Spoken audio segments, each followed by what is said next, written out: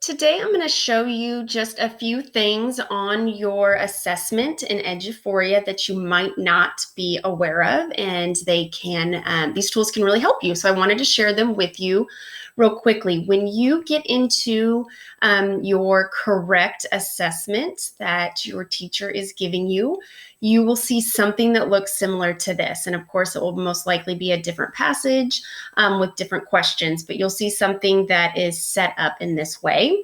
And I just wanted you to know how to use these online tools that are available for you. So the first thing I want to show you is the passage. So you'll see your passage on the left-hand side. Your screen will be divided into two pieces, and you'll have your text on one half. This will never go away. It will always be there for you. Okay, you can't highlight on this text. It is the way it's put into Eduphoria.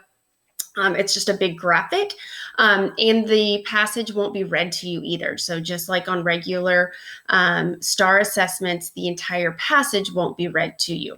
However, when you get to the questions, you can have these read to you. So some of you might have this option turned on. Some of you might not have this option all the time. It's based on what you need to be most successful on your assessments. If you have the option, you will see it. There will be like a person with the sound sign kind of coming out. The word illustrious in paragraph 2 means. And if you press on it, then it will read it. You can also highlight over words in the questions, and you can highlight those. You can also, if I wanted them to just read that part out to me again, I can press it there as well. Same thing with the question or the answer choices. You have those same options. On the answer choices, you also have a really cool option, and everybody has this, to eliminate answers. So you can kind of look at the process of elimination and think about, okay, I know that one's totally not it, and bring it down to two choices. You can also undo that. So if you're like, well, actually, that might be something, you have that option as well. You can also flag a question. So if you want to come back to this before you submit your test, just to check on it again, or you're not sure, go ahead and flag it, and then you'll be able to come back to it. So you can see down here that number 1 has been flagged. So I'm going to take that off. Okay, then back over on this side, you can use the color theme, and this will provide some different colors for you.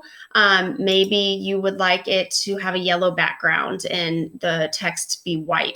That's going to help you see the text a little better. It looks a little clearer for you, or it's easier on your eyes. You have some different options to do that here on the color theme, okay? And then here's your speaker options as well.